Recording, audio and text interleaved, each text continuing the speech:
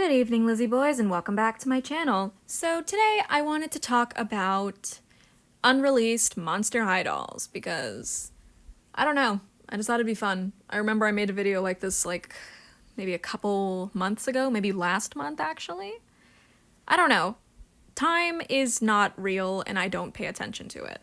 But I was gonna make a doll review, I sat down, and then I was like, you know what'd be more fun?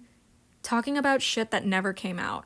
So today we're going to be taking a look at some more Monster High prototypes and unreleased products. So I'm going to include some things from the reboot just because I do think some of the things that they were planning to release for the reboot, had potential. So, reboot trigger warning, I guess, because I know some of y'all really hate the reboot. So, yeah, let us begin. Our first unreleased thing comes from the creator's Instagram, Garrett Sander, and you may be wondering, oh, didn't Jinafire come out? She did, but this is about her pet. Jinafire was originally supposed to have a pet that would be named Qilin, spelled like Q-I-L-I-N. Q-I-L-I, yeah, I spelled it right. And I think I got it right. I'm getting better with Chinese names. So, this little guy was supposed to be named Qilin, and he would have been Jinafire's pet, but he was ultimately scrapped because none of the City of Frights characters came with pets, and I think that was actually where the trend of new characters not having pets begun. I could be wrong, though.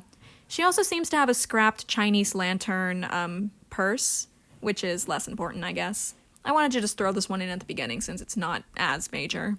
Next up, we have an unreleased Operetta from the Classrooms line. This one was posted pretty recently by Garrett Sander, and by recently I mean sometime towards the end of last year.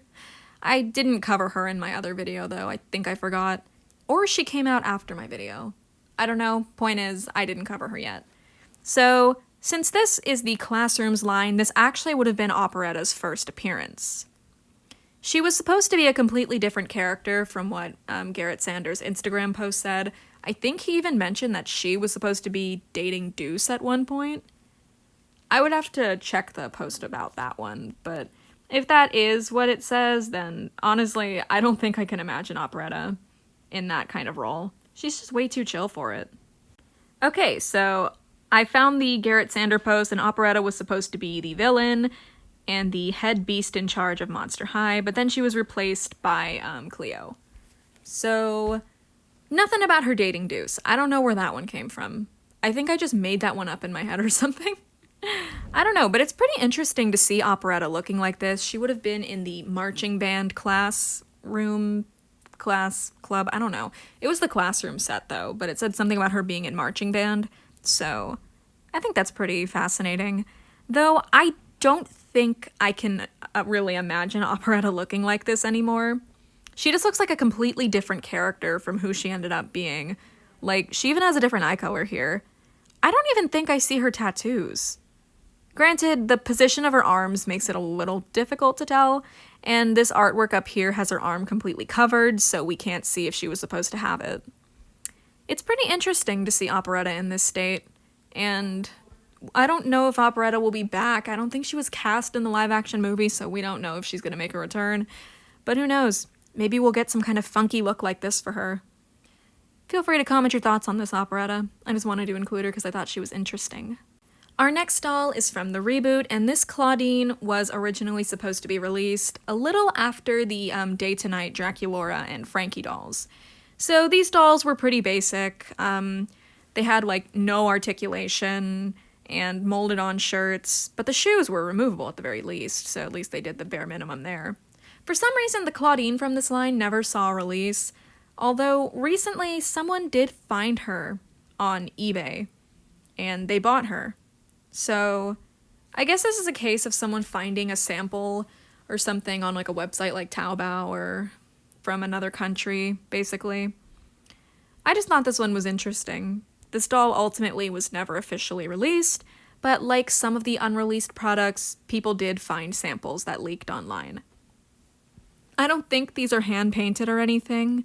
It's kind of hard to tell because these are the only pictures I saw. I don't have any links to the listing. I'm pretty sure it was bought anyway, but yeah, I don't know if her face is hand-painted or not, but either way, I thought this one was interesting. Next up is another reboot line called the Ghostly Tea Party, And interestingly enough, all 3 dolls in this line do have official Amazon listings, but the dolls were never stocked because Monster High was canceled before these dolls could come out. I have seen samples of all 3 of the dolls in this line before on Taobao, but they've always been sold out. It featured a Laguna, Clawdeen, and of course Ari, who looks like a poodle. I kind of like this hairstyle on her. Overall, these dolls actually caught my eye when they were first announced because of the unique accessories, the full articulation, and overall, just like, I thought that they looked good. Like, I would have bought this Clawdeen. Probably. Okay, yeah, I think Clawdeen was actually my favorite from the line originally. I definitely made a video covering these when they were first, like, leaked, but they never came out, so now they're just kind of like lost relics to time. And then Laguna.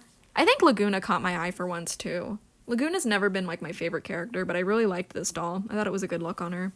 They all have unique shoe molds from the look of it, unique clothing pieces, and totally unique accessories. Except for Ari, whose purse has been used before. I know of, like, several fashion packs that include it. So overall, I'm actually a little bummed that these 3 dolls never came out. I thought that they looked really cool. And as I mentioned, I definitely would have bought this Clawdeen because she is really pretty. Also, I am a Clawdeen collector. So yeah, I always thought this line was cool, and it's a bummer that it never came out. Our next line that never came out is the Howlin Hoodies, also from the reboot. I don't know if you guys remember, but sometime, like, last year it was floating around that somebody had found them, and I'm actually friends with the person who found the Twyla hoodie, and I think he still has it. I don't know. I'm not giving you guys a name, though, so you don't harass anyone, so, peace signs. It took me so long to remember that word for some reason. Anyway, the line featured Draculaura, Twyla, and Venus. And all 3 dolls would have featured 2 outfits, 2 pairs of shoes, and a recolored version of their pet. I actually think these dolls look really cute. I like the Venus, but I think the hardest hitter in the line for me is Draculaura. I just really like the bat wings on her hoodie thing. Obviously, I don't think these colors fit Draculaura at all. I don't know why in the reboot they tried to force blue into her color scheme. It just did not work. And then Twyla looks really cute too. I definitely wish that her sleeves had been longer though. I feel like the short sleeves kind of make it look really strange. It looks weird to me. Like, Draculaura has long sleeves, Venus has long sleeves, and then she has short sleeves, and it just looks kind of off to me. Also, they just did Twyla's face wrong in the reboot. She looks like she's facing 2 directions. She looks as spaced out as every single Rainbow High boy I've ever seen at the store. Venus, on the other hand, I don't think I have that many complaints. She looks good. I definitely would have loved to see this line hit the stores. I really like the secondary dresses, too. I think Draculaura's looks the cutest once again. Venus's is nice. Twyla's, once again, what is it with her and having short sleeves? But overall, this line would have been really cute. So once again, very sad that it never saw a release. Our last item is a bit more obscure, but Monster High did have an anime adaptation that was made for Japanese fans because for some reason Monster High was like really popular in Japan. This figure would have released around 2015 to 2016 based on the Draculaura up in that little corner because that is the 2015 reproduction of Draculaura, the reissue where they cheaped out and they removed paint detail, made her shirt out of regular ass cloth instead of the satin material. I am getting off topic. But this would have released around 2015 to 2016 based on the doll in the corner, and it was like a fully articulated sort of action figure. I think it would have been a Japan exclusive, but there's also a chance that it would have seen a release over here in the US. I don't know. There's very little information on this figure, but I do know that it is based on the Monster High anime because the Japanese fans really liked Monster High. Monster High was pretty popular in Japan. I think I already said that, but little fun fact. It did well enough that they got their own anime adaptation. It has like 7 episodes and it has subtitles and y'all can watch it on YouTube. Just look up Monster High anime and I'm pretty sure it'll pop up. So anyway, I've actually seen this figure before and I've never made a video on it because like I didn't know how I would bring this up. It's like, what, do I just like make a review? And I'm like, oh, and by the way, there's like this weird unreleased anime Draculaura figure, Japanese anime figurine.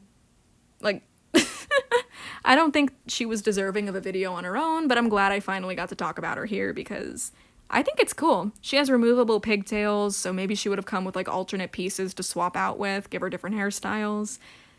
I don't really know. There's like little to no information on her, as I said, but I think she looks really cool. I like the little outfit that she's wearing, and it would be cool to see them release something like that on an actual doll, because that is Draculaura core. That outfit is so perfect for her, I can't even explain. Overall, there are a lot more unreleased Monster High things I could talk about. It's just that most of them don't have pictures like this. Like, there's a lot of unused trademarks and unused, like, ideas that they had, but overall, there's not many pictures of them. Like, before, we had only heard of this 5-pack where Headmistress Bloodgood would have been, like, the chaperone, and Abby and Heath would be on a date, and Skara and her boyfriend on a date, right? We'd only heard of that before, but then Garrett Sander randomly dropped pictures of it, so I guess at this point we're just, like, keeping our fingers crossed that we get to see pictures of other things. Like, at one point there was supposed to be a playset for Vendala's ship, but it never came out.